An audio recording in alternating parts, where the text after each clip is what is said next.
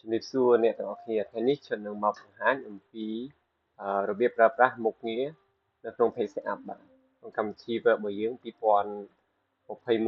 ក្នុងនោះមានមាតិកាដូចជារបៀបនៃការកំណត់កែមក្រដាស់ margin របស់យើងនឹងទី2គឺរបៀបនៃការជ្រើសរើសឬទំហំក្រដាស់របស់យើងនៅលើ paper size របស់យើងនឹងមានការកំណត់ទៀតបាទទី3ទៅទៅនឹងកំណត់ទៅលើ layout បាទទី4គឺរបៀបនៃការយើង paste up របស់យើងហ្នឹងពេលយើង save ហើយយើងអាចបើកមកទៅក្រោយទៀតគឺជាប់រហូតវាអត់និយាយថាយើងស្អាតតែម្ដងគឺប្រើបានរហូតតោះឥឡូវយើងចូលទៅអនុវត្តទាំងអស់គ្នាហើយខ្ញុំបើកចិនខ្ញុំបើកកម្មវិធី Word យើងមកនេះជាកម្មវិធី Word មកយើងបើកមកថ្មីគឺបែបនេះអញ្ចឹងយើងចូល blank document មកអញ្ចឹងវាចេញចំណងបែបនេះអញ្ចឹងមានន័យថានៅក្នុង page up របស់យើងហ្នឹងគឺវាយើងបើកមកថ្មីអញ្ចឹងវាអត់ទាន់ save ទេអញ្ចឹងចូលកន្លែងនេះលាក់ចូលកន្លែង layout របស់យើងហ្នឹងអញ្ចឹងយើងចូលនេះ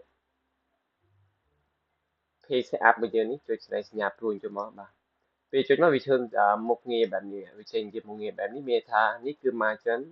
ទី2គឺ paper ទី3គឺ layout អញ្ចឹងទៅលើ margin របស់យើងនេះតើតួនឹង top នេះតែយើងគួរយកกระดาษយើងប្រហែលខាងលើនេះណាយើងយកប្រហែលអញ្ចឹងជាធម្មតាគឺខ្ញុំយក1កន្លះដើម្បីយើងទុក space ខ្លះសម្រាប់បើសិនយើងចង់ម្លងបានអញ្ចឹង1កន្លះចំណែកឯខាងក្រោម bottom ខ្ញុំយក1កន្លះដូចគ្នាខាងក្រោមនៃស្លឹកគីការបស់យើងហ្នឹងយក1កន្លះដូចគ្នាចំពោះនៅខាងឆ្វេង left គឺខ្ញុំយក2នៅខាងឆ្វេងกระดาษយើងខាងនេះនេះខាងនេះគឺខ្ញុំយក2ដើម្បីអីដើម្បីយើងពីកັບឯកសារអីយើងមានកັບមានបាត់ស៊ីភើក៏បានដែរអញ្ចឹងចំពោះនៅខាងស្ដាំ right នេះគឺខ្ញុំយក1ក្តារដូចគ្នាដូចខាងលើដែររបៀបការកំណត់គឺបែបហ្នឹងទៅលើ margin របស់យើងចំពោះស្លឹកនេះកន្លែង operation នេះទាក់ទងទៅនឹង portrait គឺក្តារយើងជួយឈួរបាទអញ្ចឹង landscape ហ្នឹងគឺក្តារយើងបដិបាទជាធម្មតាគឺយើងយកពីឈួរបើសិនយើងបានបដិយើងចុចឡើងបដិទៅពេលយើងកំណត់បែបនេះចប់ហើយអញ្ចឹងកន្លែង normal នេះយើងយក normal ទៅបាទអីទេកន្លែងនេះកន្លែងនេះគឺកន្លែង apply to នេះមានតែយើងចង់យកกระดาษផ្ដេឬក៏ដាប់ជួយអាកំណត់លើនេះក៏បានដែរតែចំពោះដែលយើងចង់ save លើ margin របស់យើងនេះចង់ឲ្យវាជាប់រហូតពេលយើងបើកមកវាអត់និយាយថាវាជាប់រហូតណាវាអត់រត់ទេយើងមិនបាច់ select លើក្រោយមិនបាច់រៀបចំម្ដងទេគឺយើងចុចទៅលើនេះ set up បាទអញ្ចឹងកន្លែង set up នេះគឺយើងពេលចេញចំណងបែបនេះអញ្ចឹងវាសួរយើងថាយើងចង់ប្រើមុខងារនឹងអត់អញ្ចឹងបើយើងចង់ share ទុកនោះគឺយើងចុចកន្លែង OK មកបាទមានន័យថាបានមួយអញ្ចឹងយើងចូលមួយទៀតអញ្ចឹងទាក់ទង margin យើងបានហើយអញ្ចឹងគឺ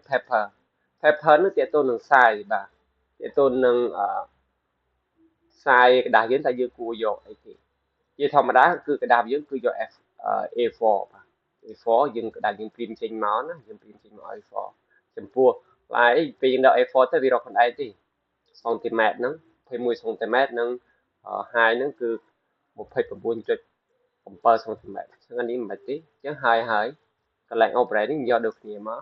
document មកអញ្ចឹងកន្លែងយើងចង់ save នេះពេលយើងកំណត់ទៅលើ page up កន្លែង paper ចប់ហើយគឺយើងចង់ save វាជាប់រហូតអញ្ចឹងយើងយកកន្លែងនេះមក six out នេះ default នេះអញ្ចឹងចុចលើវាមកអញ្ចឹងវាចេញ moment នេះបាទអញ្ចឹងយើងចុច OK ទៅមានបាទអញ្ចឹងចប់ទៅលើ paper ហើយយើងចូលម្ដងទៀតមកអញ្ចឹងយើងចូល paper យើងចប់ហើយមិញអញ្ចឹងយើងចូល layout នោះទាក់ទងទៅនឹងheader ហើយ footer អញ្ចឹងกระดาษយើងយក new មកបើសិនជាវាអត់ចេញ new ទេយក new paper មកអញ្ចឹងចំពោះ header នេះ header មានន័យថាវានៅខាងលើកែនខាងលើនេះវាចេញខាងលើនេះយើងយកធម្មតាគឺយកមួយ127ទៅធម្មតាกระดาษគឺយក127បាទ127ខាង footer ក៏យើងយក127ដែរប៉ុន្តែចំពោះ page របស់យើងនេះគឺយើងចង់កំណត់វាទៅអីគេអញ្ចឹងវាធម្មតាគឺយើង top ហើយយើងយកกระดาษពេលយើងវាអក្សរមកវាលុនខាងលើណាបើសិនជាវានៅកណ្ដាលយើងនៅខាងក្រោមអញ្ចឹងបើសិនជាធម្មតាកណ្ដាលយើងវាមកវានៅខាងលើយើងយក top មកកន្លែង apply to នេះគឺយើងយកកណ្ដាលមក document មកបាទអញ្ចឹងកន្លែងអត់អីទេបើសិនយើងចង់កំណត់ទៅលើ border ទៀតគឺយើងកំណត់តាមក្រោយពេលយើងបានបែបនេះហើយ